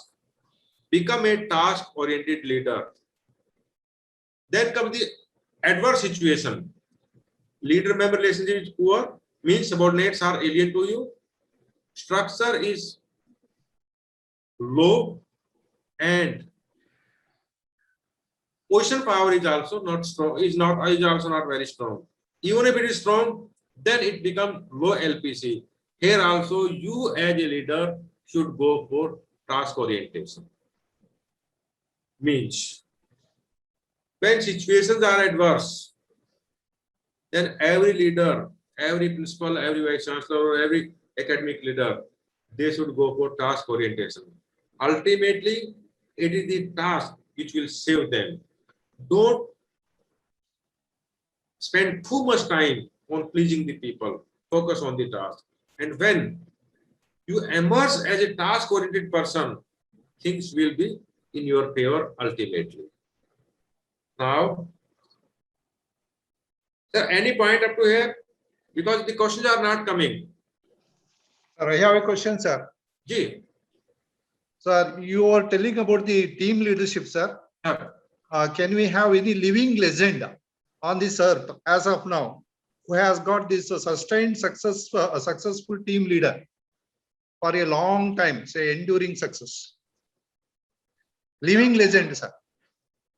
Actually, I told you one thing also, that leadership is all situational. System does not apply on it. I gave you an example. A principal's conflict handling style with one group of the students, successful style, maybe a complete failure with the another group. So it depends upon the situation. And when we talk of the legend, in the crisis of this COVID, Tata emerged as a living legend. Yes, sir. When people were losing their jobs, he was moving to their homes, treating them as their family member. So none of the Tata employees lost their job. Otherwise, crores of the employees lost their jobs. So living legend, it becomes, you see, living again is a sloppy. At one point of time, you are at the top. At another time, you are on the downside. So saying it is all situational, sir. Yes, agreed. So what 5 P's an academic leader should keep in mind? Pay attention to what is more important. Means, as an academic leader, you need to analyze the importance of the issues. People are important, but issues or tasks are more important. For example, if NAAC team is to come in your college and college is in a shabby condition, then important point is that you give college a good look. Praise what you want to continue. Praise. In human resource management, there is one phrase, not praise, phrase. That phrase is, praise in public and criticism in alone. One cannot please all masters. Similarly, one principal of the college cannot please every teacher, every student. But when you are on the dais, when you are on the stage, never be critical about an individual. Go for praise of the individual from the dais, even if the person is not of your bandwidth, person is not of your liking. Never criticize from the stage. If we criticize a friend from the top, from the stage, he'll be our foe. And if we praise a foe from the stage, he'll become a friend. So praise what you want to continue. Focus on the issues, appreciate them, and then you will see the results. Punish what you want to stop. Punish what you want to stop. Charity begins at home. There could be menace of the college or the institution which you are serving is not very clean and tidy. You start at your own level, people will follow you. I give you one small example. In 1995, when our management department was established in this university, I was officiating as chairman of the department in 95, being a senior most of the 3 members. Class time was from 9 to 5. At 5:30, we got a call that a container carrying furniture of the institution was coming. And there was no labor or no peon, we were the 3 teachers. Being head, I requested the MBA students, please help us in taking these chairs from ground floor to the 3rd floor. But they were reluctant. Then what I did, I picked one chair on my head and started moving. And sir, within one load, all the chairs were on the top. So that way, you will have to punish what you want to stop. But I wanted to start, I wanted to start. I initiated that. There are many habits in the individuals, or you may not like, or which are not desirable in any academic institution. You punish them, which you want to stop. Then pay for the results you want. Nothing is free in this world. Marketing phrase is there is no free lunch. We have to pay for everything. Everything is paid. We have to pay for everything. This payment, pay for the results you want. If you want to have some results, certain results, be ready to make the payment. If you are paying extra time in your institution, you are paying less time for your family. If you are paying more time for the administration, you are paying less time for the research. So that way, giving extra time on one domain definitely will be showing less time for the another domain. This point, 5th, is very important. Promote those people who deliver the results. Never hesitate in promoting the people who have delivered. Here again, I give you live example. During my tenure as Vice Chancellor of MD Rohtak, my university was ranked 1st in the country in Swachhta ranking, in cleanliness drive. All across the government institutions, universities, MD Rohtak became 1st most clean green campus of the country. I was honored for this by HRD Minister in a very big program. But when I came back, I just realized, is it my own contribution? No. It is the contribution of the individuals. So after some time, I organized a very big event, and all people, all sweepers, gardeners, and cleaners, they were honored. Approximately 570 employees, gardeners, sweepers, and the cleaners, they were honored in a big function because they had delivered. If university was clean green, it was because of their efforts. Alone, I cannot do. So promote those people who deliver those results. So if we keep these 5 points in mind, any academic leader will have his or her own success story.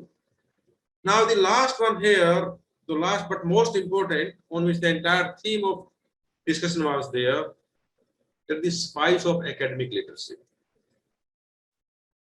Spice, basically, when we hear this word spice, it spicy means more chili, or but here the spice has its own 5 alphabets. SPICE. Any academic leader in any type of the institution, if has this spice, I'm sure that this will be excellent. First spice, selflessness. It is very difficult, sir. One of the most difficult tasks. Having little concern for oneself with regard to fame, position, or the money. Rather, reverse is true. People work in the institution for self-interest. But when you work with selflessness, institution first motto, then results will be different. Then comes professionalism, a way of doing a job that shows great skill and experience. Professional. The approach which is unique, which is different. You see, in a match of hockey or a cricket, 11 players are there, but they have their own USP. They have their own professionalism of the area. So as an academic leader also, the professionalism, the way of doing a job, that should be different from others. Institution remains the same, but the results change with the change of the person. It may be because of the professionalism. Then comes integrity. The quality of being honest and having strong moral characters, moral principles. The word honesty is a very vague term, but individual or leader has to be honest at the 360-degree level. Being at the top, you are most visible. Being at the top, you are most visible. And when you are most visible, the focus is on you. And when the focus is on you, either you will glitter more or you will disappear in the shine. So that depends upon you. So exhibit highest amount of strong moral principles and honesty. Even if people try, they are not able to find any blemish in your persona. It is the requirement of the academic leader. Conscience. You can conscience or conscience. Personal awareness of right and wrong that you use to guide your actions to do right. Inner self. In Hindi, we call it Antratma. What your inner self says.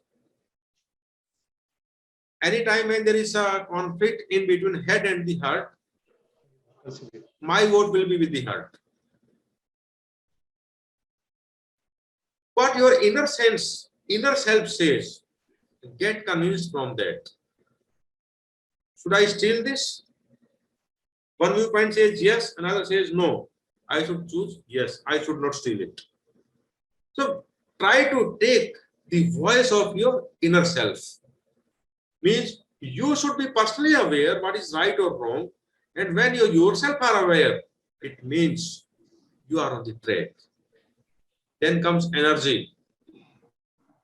Talking style, walking style, interacting style of the leader that influences more. If an academic leader is not able to work properly because of the age factor or the physical weakness factor, it does not give a good impression. Lastly, because our first personality is the outer personality, inner personality comes later. Outside personality is more visible, and being more visible, you should show energy. The ability to do work, to be very active, or to do a lot of work without getting tired. One more thing, any academic leader, irrespective of the institution, whether as a principal or as a vice chancellor, he has no right to get tired. If someone get tired, better you get retired. But if you don't have energy, my summary is that, friends, please don't go for having an academic leadership position. Academic leadership position is entirely different from rest of the positions. As an academic leader, we academic leaders are surrounded by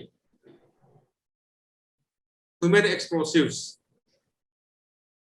youngest, most vibrant students. We can call them human explosives. You never know when they explode. So be energetic, be selflessness, have professionalism, apply and show integrity. Never do against your inner self voice.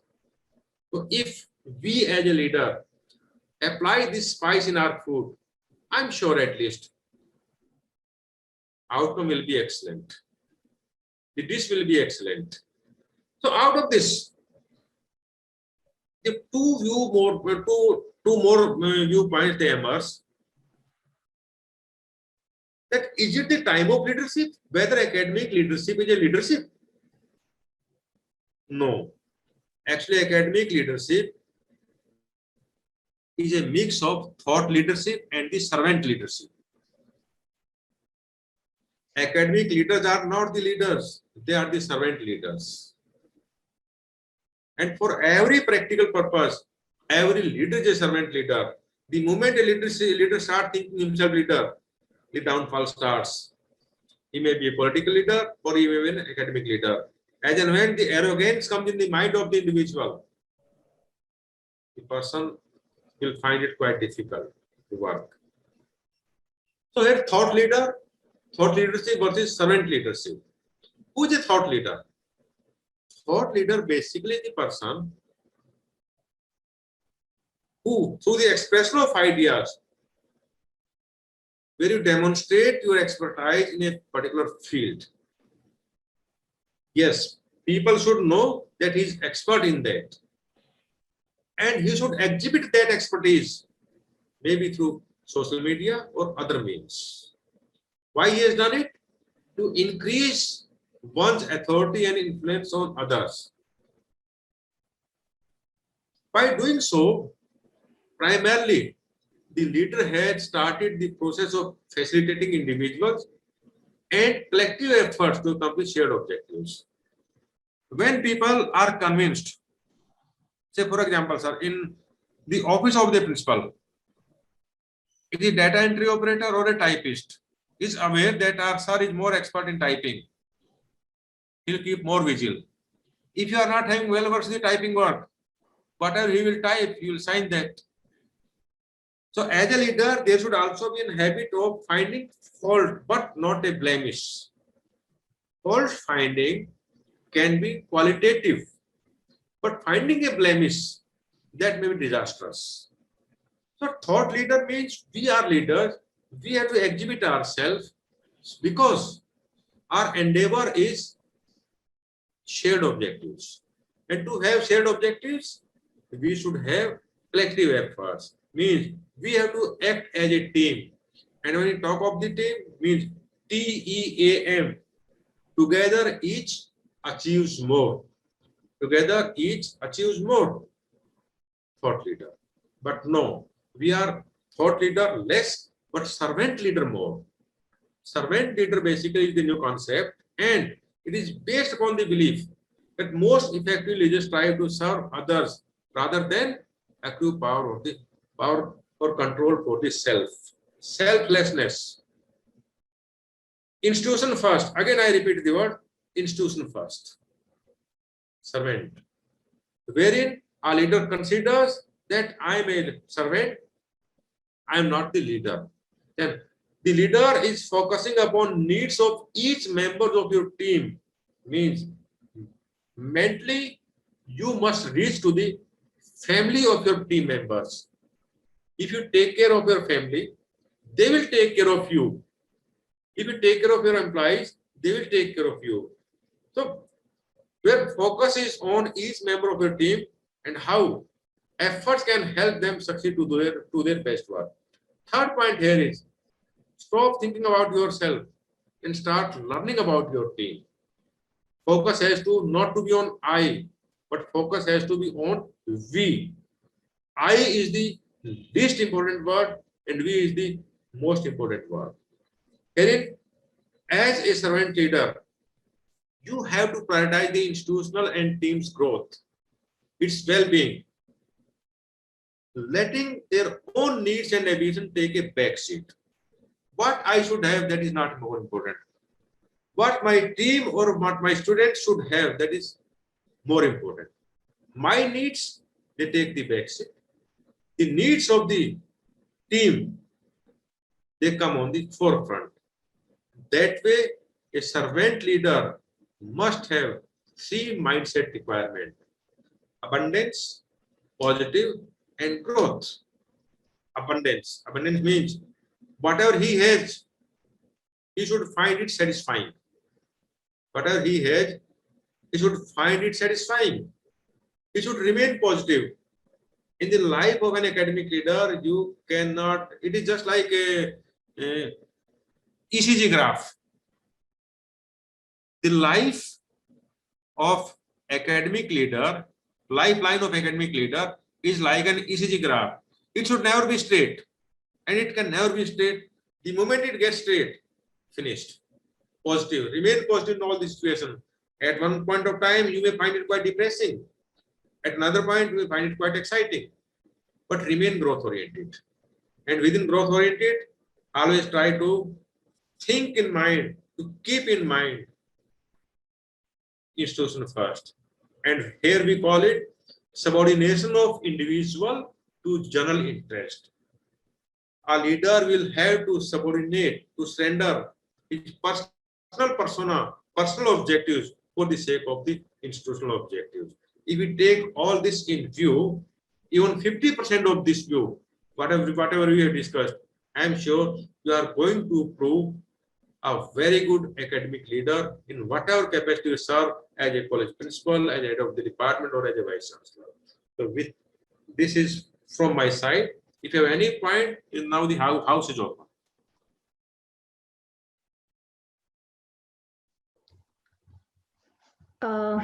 Sir, Ji, ma'am. a person by name Dr. Nijigal BS has one question.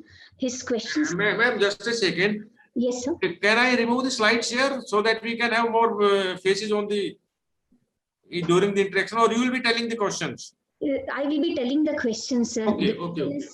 The reason is we did not want to have too much of disturbances, so only few people are allowed to speak or unmute their audio and video. Okay, there's a question. It was visible on the screen that praising others will be failure of leadership. I had seen this question. Madam, can you repeat question once more, please? Sir, is praising from other leads to leadership failure?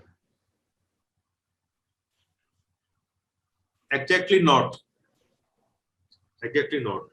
If you are praising, it is not your failure. It is not your weakness. Rather, it is your strength. So there are 2 points. Which is more easy, to be revengeful or to forgive? Sir?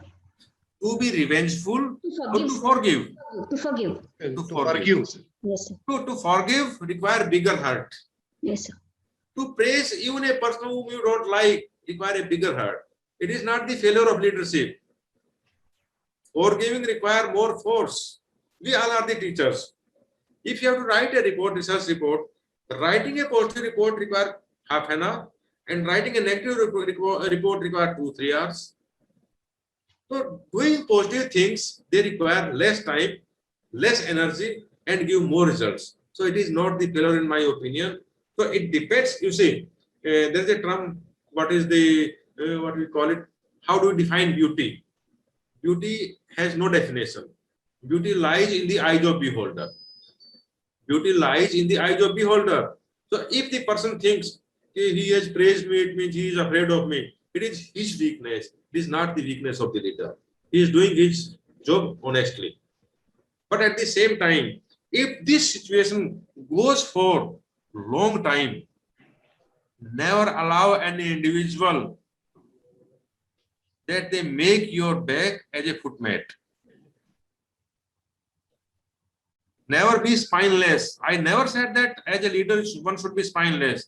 He has his own system of self-respect. Never ever compromise with the self-respect. Yes, ma'am. I hope the person who had raised the query should be satisfied, or he can call me even. No issue. Okay, sir. There is one more question, sir, from Dr. Nijigal BS. So his question is, to which category do you classify your Honorable Prime Minister, Mr. Modi ji? So he wants a classification. I think our theme is academic leadership. Better we confine to our academic leader. Okay. There is one more last question, sir, by Shweta. So her question. You see, why I am not answering this question? I can answer. If I answer on any of the side, the participants will attach me to any political party, and a teacher has no political party. Sir, you are right, sir. You are right, sir. Okay. There is a last question, sir. Can I tell, sir? Sure. From Shweta, sir, her question is, how can we overcome from the frustration or stress while doing a leadership activity concerned? How can we overcome from frustration or stress while doing or leading activity? Academic leadership. I told you that we are guiding the explosives. Students are the human bombs. They are the moving missiles, and we are guiding them. But if you give them proper direction, if through your personal example, you lead them, they will give wonderful results. But if you are not using the spice which I told you, then they will be revengeful. So that way, there can be instances, frustration or stress will be there. Sometimes when the things are not going as per your direction, as per your wishes, there can be stress, there can be frustration. Then as a leader, you think what your inner self says. If your inner self says that you have done something wrong, there is no harm in rectifying that. If right has been done, then commit to that and convince the others. And when we convince the others, there will be no frustration, no stress. Stress or frustration normally comes when either it is the instigated by someone else or you are not on the track. In both the situations, you are not at fault. If it is instigated by others, none of your fault. If you are going away from your track, you are not using the spice, again it's your fault. So that way, if you try to have frustration away, then in my opinion, frustration or stress will be quite far off. But even if it is there, it will be there. We cannot avoid it. Then better we should think, rethink, and revisit our decisions. If there is any wrong decision we have taken, there is no harm in rectifying the decision. But if a leader, academic leader, keep one thing in mind, that my primary job is to serve the institution, and any academic institution is meant for the students. And if I am not involved in the welfare of the students, welfare of the academia, it means I am not doing justice with my job. The moment I do justice with my job, frustration will not be there. Frustration will not be there. And if any outsider obstructions are there, I give you guarantee your students will be there. I give you a personal example. As Vice Chancellor and Nodal Officer, we have organized 1 week mega event, National Youth Festival. National Youth Festival. It can be a case study even rather. Approved budget was 23 crores. Participants, youth participants from all across the country, they were there. It was a 7-day program. It starts every year on 12th of January, National Youth Day. 7 days, it's 1 week program. Could be just possible 1 or 2 participants from your institution might be there. It was week-long program. 9,000 participants from all from the country, all across the country. They were there. Severe cold, temperature 1 or 2. 9,000 outside visitors in and surrounding my university. We had to manage that. It was a week-long program. Program started from 9 a.m. till 12 night. And you'll be surprised to know that not even single incidents of which can give a blemish to my institution, maybe eve teaching or nothing happened. It went so smoothly. There were 3 nights, evening programs, and during the nights, the crowd used to be approximately 25 or 30,000. 10,000 seating capacity was there, double was there, double was standing. We organized for LCD in the ground, 30-40,000 people. No untoward incident. Went very peacefully. Who did it? It is the students.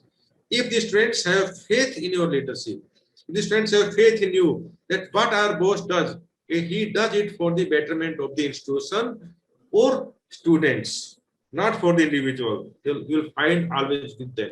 You will find always them with you. Yes, one loss can be there. The survival of this type of leader is comparatively less. But there is no harm. Reason being, the precious things are in scarcity always. They are not in abundance. So I hope the person might have got the answer. Yes, sir. So Megashri has sent a thank you. She's extended her thanks, sir. She's extended her gratitude. Sir, the highlight of this session was you have given references to your personal experience, sir. That was actually the highlight of this session. We are greatly indebted to you, sir. All the participants have been privileged by your presence, sir. The entire session was very well organized and well put in, sir. Thank you so much for spending your time, your knowledge, and sharing your experiences and observation with our institution, sir. Thank you so much, sir. Thank you, ma'am. Life is not so short. Life is so long. Never know. I may be someday in your institution in any of the capacity, maybe NEC assessor or maybe UGC nominee.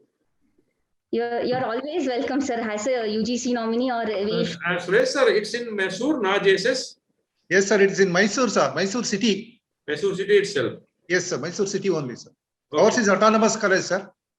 What about NEC accreditation? Sir, this November we are going for a 4th cycle NAC assessment. 3rd cycle is over. Actually, it is coming to the end only. 3.51 A plus grade, sir. Your 3rd cycle CGPA grade? 3.51, sir. 3rd cycle. It was according to old. Old, sir. Old. It was A plus. In the new, you'll have to be very careful, sir. Yes, sir. Yes, sir. I know, sir. We are striving hard, sir, and we look forward for your kind suggestions, guidance, sir. 3.57 in the old. It Yes. means 5.1, sir. 5.1.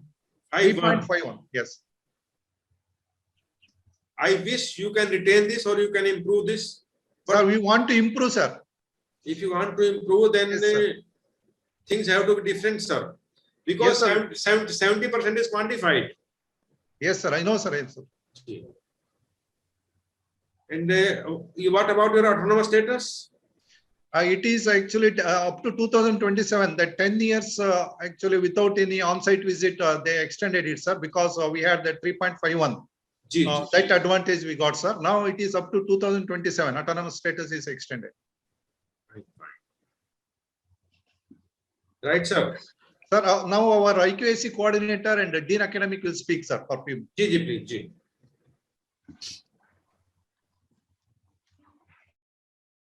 He is also Suresh, sir. Another Suresh. Okay. Good evening, sir. जी नमस्कार sir. Good evening, dear participants. Hope you found the webinar useful. I express my deep sense of gratitude to His Holiness Jagadguru Shri Shivratri Deshikendra Mahaswamiji for having blessed the webinar. Our gratitudes are due to Dr. C.G. Betsulmat, Executive Secretary, Professor Marabad Mallikarjun, Sir, Director, College Education Division, and Shri Binarendra Murthy, Assistant Director, College Education Division, JSS Mahavidyapita, Mysuru. We are ever indebted to technical experts team from JSS Academy of Higher Education and Research for providing a flawless technical support.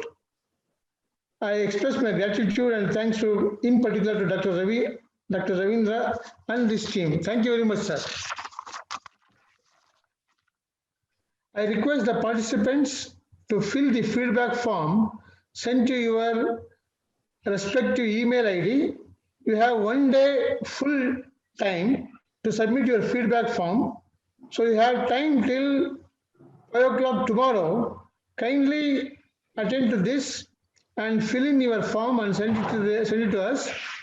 Certificates, e-certificates will be issued to all the participants who submit the feedback form. And I sincerely thank all the participants for making the webinar very lively. And I thank our principal, faculty from the Department of Computer Science, and all others who helped us in making this webinar meaningful and a grand success. Thank you, everyone. So thanks to Dr. B.K. Punya, sir. Thankful to you, sir. Thanks. So thank you, my special Thank you thanks to you, sir. sir. Punya, sir. Thank you sir. Thank you. Thank you very much. Namaskar.